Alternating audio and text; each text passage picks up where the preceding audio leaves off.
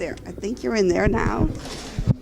So you can make sure you stay in there. Great. Hello, here we are with... Adam Pod. And how are you involved with, what's the name of the play? I love the title. It's Midnight at the Neverget, and I'm the music director and orchestrator, arranger, sort of music supervisor, piano coach, multi-music role person.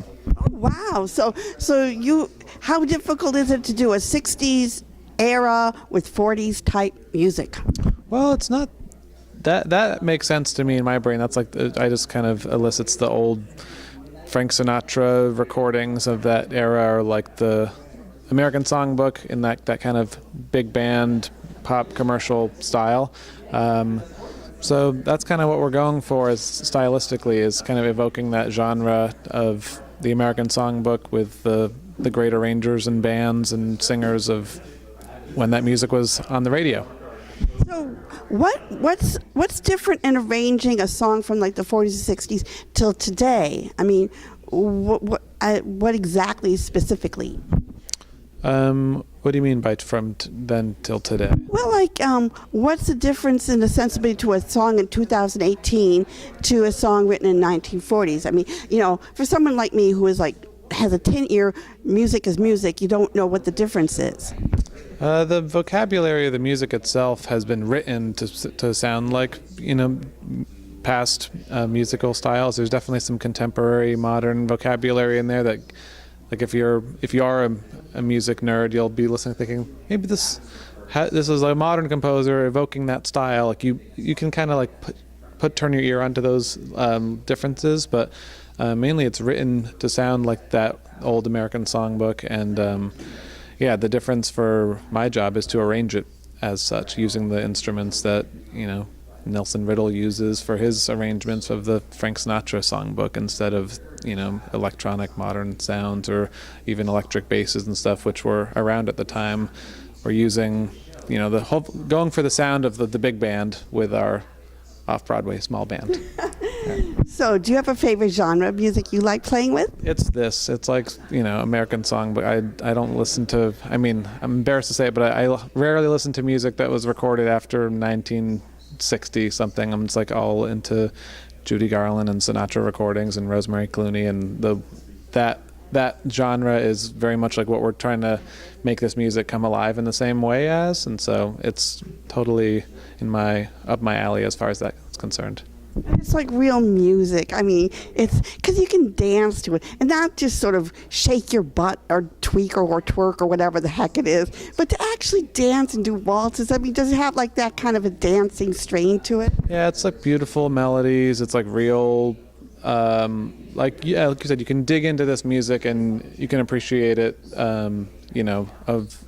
at a full lengthy song of substance. And it's not, it's not like a 4-measure long idea that then just gets like a beat behind it and is like in a pop style. It's like I said, it's written to sound like those old American songbook songs, which have forms. They have verses and choruses and melodies that you can remember after the song's over. And so that's the joy of working with that material, for sure. So people will be swaying in their seats. I suspect they will, yeah. Well, thank you very much. It sounds delightful. Thank you. I love Frank Sinatra. Some people don't. I know they're un-American. Okay. Oh, yeah. Hello. Hello. You're a great audience member. Oh, thank you. Well, this is my kind of show there. Make sure you stay in frame. Okay. Hello, here we are with... Max Friedman, the director of Midnight at the Neverget here at the York Theater. So how did you get involved as being the director? Mark Sonnenblik and I knew each other, and he one afternoon said, "Can I play you some songs from a show that I am working on with a friend?" And that turned out to be Midnight at the Neverget. And he played me 12 songs, and I was sort of overwhelmed by how evocative and beautiful they all were. And then he started to tell me this story about two young lovers in Greenwich Village, and I was hooked and immediately knew that I had to be involved with the show. So what inspired you, what you hope to get out of this and show people? For this particular project, I've found myself most inspired by Barbra Streisand's 60s TV specials, by the work of Joe Layton on those, by Judy Garland, of course, and her legendary performances, and also very inspired by our young designers. They've brought so much to the table. Justin and Christopher Swader, our scenic designers, Jamie Roderick, our lighting designer, Kevin Hurd, our sound designer, and Vanessa Lewick, our costume designer, have made my challenge of evoking a 60s nightclub much easier than I ever thought it would be. So. It must be a real directing challenge to have it going from imagination to reality, and the hiddenness of the lyrics that, they're trying to tell their love to each other, but without the world knowing about it. Yes, yeah, absolutely. Trying to find a performance mode that seamlessly moved from sort of memory play to nightclub performance was the beautiful challenge of constructing the show as we've been working together on the show for about 4 years. So. 4 years. Just under. The very first public presentations of the show were in 2015. So. Oh, were you involved in the Don't Tell Mama Bistro Award winning? Yes, we were very fortunate to be the recipient of the Bistro Award for our work on the show, me, Mark, and Sam. I've been with the show since before the very first draft.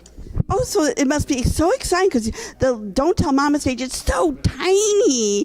It's like a little tiny closet, and now you get a real stage. It's wonderful. It's very exciting. Yeah, I mean, when we first built the show, it was part of my residence at Don't Tell Mama, under the tutelage of the great Sidney Meyer. And I love him. Who doesn't love Sidney Meyer? But what was amazing about doing it at Don't Tell Mama was that the set was sort of created for us. It so evoked what the Never Get might have looked like in its time, and we sort of didn't know where we would be going from Don't Tell Mama, but then to have producers bring us to the Provincetown Inn and to the New York Musicals Festival, and now here to the York, it's been great to get to expand the world and build out our vision of the club. It's been very exciting. It's funny it's called the Never Get Club because they do get what they think they're never going to get, don't they? Well, you'll have to come find out. Isn't that the whole point of the club, is to be able to get what you can't get? It's a freeing place? Certainly, that's true, but the title sort of functions on multiple levels. So, and I think that you'll have to see the show to fully understand what I mean. Oh, it sounds very poignant. But is it funny too? Oh, certainly. There's a lot of laughs in the show. A lot of laughs, a lot of joy, a lot of excitement. Some really great pastiche numbers. Very, very fun.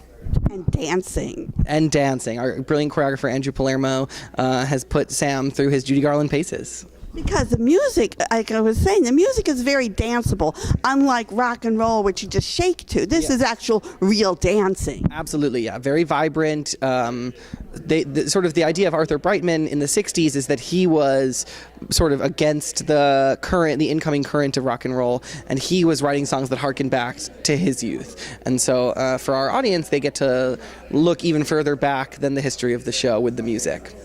So there's lots of past, but hopefully happy future. Absolutely. Well, congratulations. It sounds wonderful. Thank you so much. Thank you for being here today. Yes, thank you. Yeah.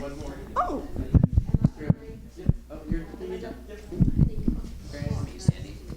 This is our composer, Mark Sonnenblik, and this is Hi. Okay. All right, good. There, you're in. Oh, okay. Make sure you stay in. Right. Okay, hello. Here we are with... Mark Sonnenblik. Wait, let me just make sure. Yeah, I want to make sure it's still recording. Oh, yeah. I finally got a chance to record Liza Minnelli in an interview. I forgot to push the record button. Oh, my goodness. Shoot myself. What? Yes, exactly. That's why I'm like... Jeez, yeah, you got to make sure. Yes. So, take two. Hello. Here we are with... Mark Sonnenblik. And you are... I'm the writer of Midnight at the Never Get. So you're the co-writer too? I mean, co-conceiver? Co-conceiver too, yes. But it's kind of book music lyrics is what I did. So how did you come up with this idea and everything else? Because it's an amazing idea. You know, we're so spoiled now. We don't think about what it was like back in the 60s and how difficult it was to be in love with someone. Yeah, well, I think that any kind of story, a love story where people are deeply in love, but also having to go through pain and struggle is something that resonates for us, or when that's why we love theater, I think a big reason. And the show is definitely mostly a romance, and the ups and downs are definitely not all coming from the circumstances that they're living in, but it's a big component of the story, and it's, we as people who are very lucky to live now, I think putting on the show and doing the research and talking with people throughout the whole journey has been a very powerful experience for us, and we're excited to share it with people. And people in love, I mean, everyone has their ups and downs when it comes to being in love. That's right. Yeah. It doesn't matter. It doesn't matter whether it's 60s or 80s or 3,000. Right. Fingers crossed 3,000s, right? We'll see. Maybe they'll have fixed it by then. There'll be a pill, everyone takes it, you don't ever have to even be in love. Oh, what fun is that? It wouldn't be fun. And there wouldn't be any more musical theater.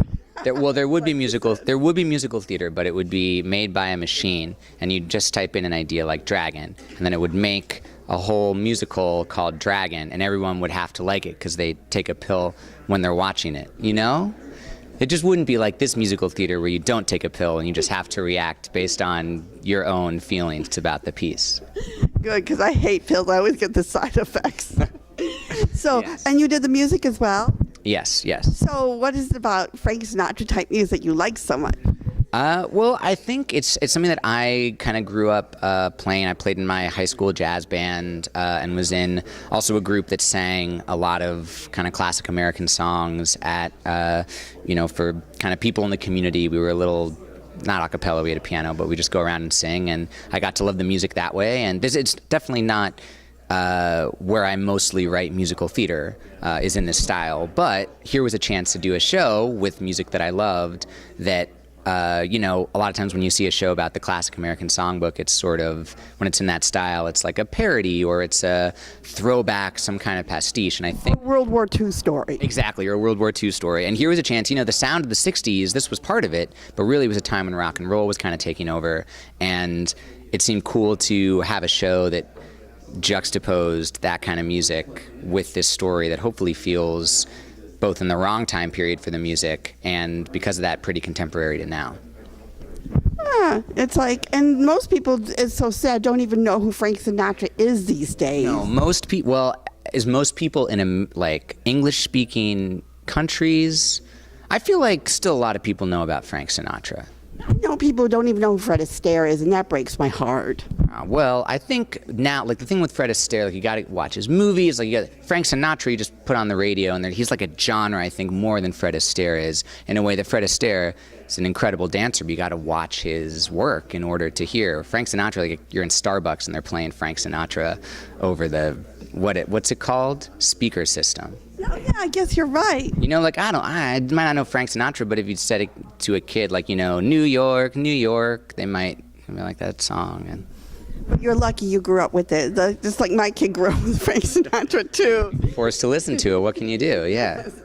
Well, congratulations and good luck. It sounds like a wonderful musical, and I'm glad it won an award already. Thank you. So are we. And I hope you can come check it out when the full show's happening. Please, I wouldn't miss a Frank Sinatra kind of musical. I love that. So nice to meet you, Eva. Thank you. Nice to meet you, too.